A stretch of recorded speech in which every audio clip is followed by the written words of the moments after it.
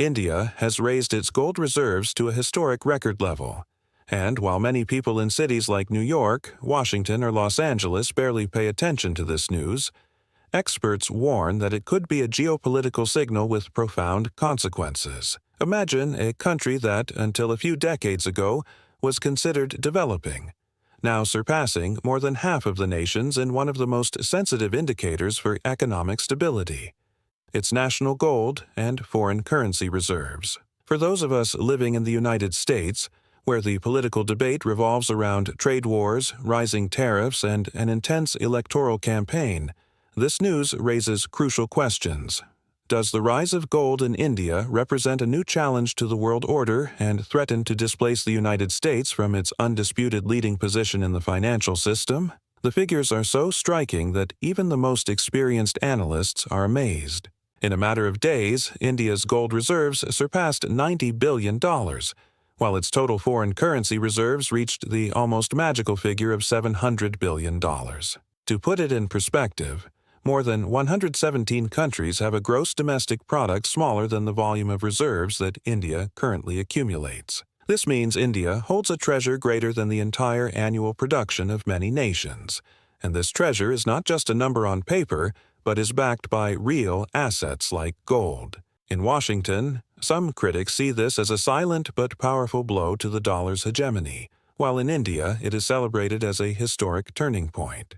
For us Americans, the question is what message this situation conveys, since in recent years it has become clear that the dollar is not only a means of payment, but also a geopolitical tool.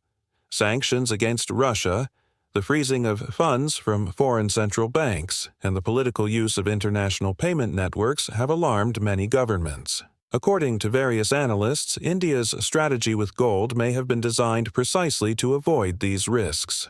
Owning gold allows one to escape the possibility that reserves could be blocked overnight. Experts believe that in a context of increasing global tensions, this can make the difference between dependence and true independence. While celebrations take place in New Delhi, critical reflection reigns in the United States. Some economists warn that this trend of increasing gold reserves could trigger a gradual de-dollarization. If more and more countries convert part of their reserves into gold, this could weaken the dollar's position as the world economy's reference currency in the long term. On the other hand, supporters of this movement argue that India's initiative is not a direct attack but a logical response to recent geopolitical lessons, a prudent way to protect against crises like the war in Ukraine or market volatility. A particularly interesting aspect is the comparison with Western countries. The United States still holds the largest gold reserve on the planet, approximately 10 times more than India. However, while in Washington nearly 80% of reserves are in gold, in India this proportion barely reaches 13%. This indicates enormous growth potential without risking the balance of its monetary basket. Observers highlight that India converts dollars into gold gradually so as not to overheat the market. However, critics warn that this slow but steady strategy could, in the long run, be more dangerous for the dollar's supremacy than any abrupt change. The controversy intensifies. Is India a strategic model to follow, or a possible source of instability in the global financial system? For many Americans, it is clear that this evolution also affects us, as it influences trade relations, tariffs, and political debate in Washington. But whether this phenomenon represents a real threat to our economic security or simply a new element within the complexity of international relations remains to be seen. What is your opinion? Are we witnessing the beginning of a new golden era for India, or the first crack in the United States' hegemony in world trade? Analyzing the news objectively, this is not just about million-dollar figures, but a profound change in the dynamics of international relations. India, the third most populous nation in the world, is beginning to forge an influence on financial stability that far exceeds its traditional roles in the global economy. According to experts, this move responds directly to recent events, especially the severe sanctions imposed by the West on Russia, which made it clear that the dollar can be used as an instrument of pressure. Many countries, including U.S., Allies have since understood that maintaining most of their national reserves in dollar-denominated assets represents a considerable risk. In Washington, critics warn that this revelation could trigger an avalanche of gold purchases, gradually eroding the dollar's supremacy. For the United States, this situation is delicate for several reasons. First, an expanding gold market in Asia questions global confidence in the U.S. currency. Second, Washington's political options could be reduced if nations depend less on U.S. banks and payment systems during crises. Third, this juncture intensifies global competition with China. Although China maintains large reserves in dollars, India, with its moderate but steady gold accumulation strategy, could gain weight and directly rival Beijing. Observers warn that the United States could face a reality where multiple emerging powers exert pressure not only militarily or technologically, but also financially, challenging the current world order. Another sensitive point is the discussion about U.S. tariffs and its trade policy. In recent years, political decisions in Washington, such as taxes on China, Mexico, or Europe, have destabilized global supply chains. This has caused many Americans to face rising prices in supermarkets, vehicles, and energy. Now that India strengthens its financial security with massive gold reserves, the balance in tariff negotiations and trade agreements could change. Specialists warn about the risk that the United States loses leverage in international negotiations if other countries manage to act with greater economic independence. However, not everyone shares this pessimistic view.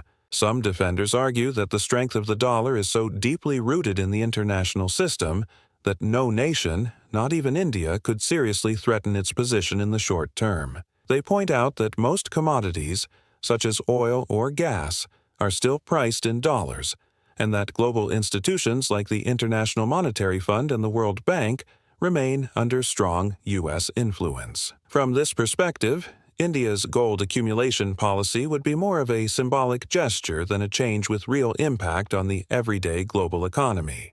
The reality is probably somewhere in between.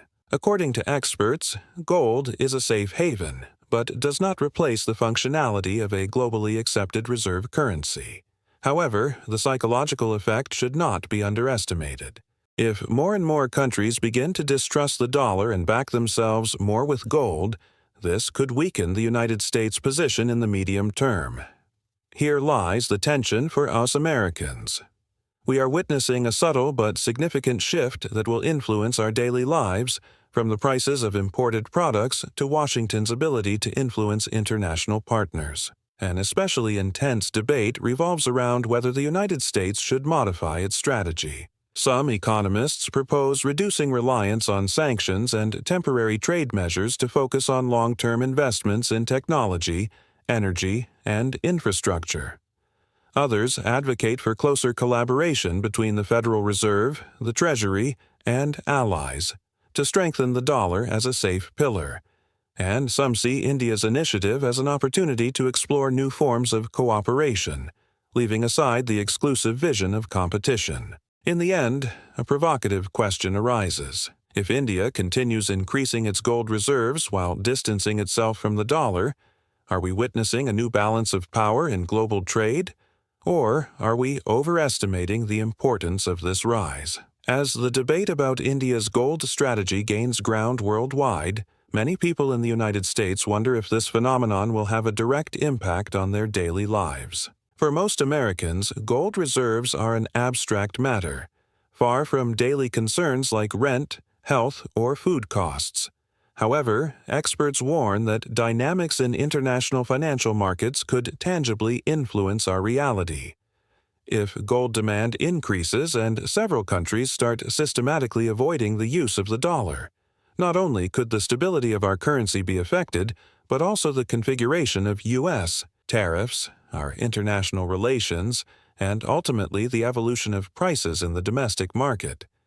Critics argue that Washington has placed too much emphasis on temporary trade conflicts in recent years, instead of developing long-term strategies to preserve the dollar's preeminence as a reference currency.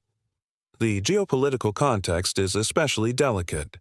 Russia, China, and India have notably increased their gold purchases in recent times.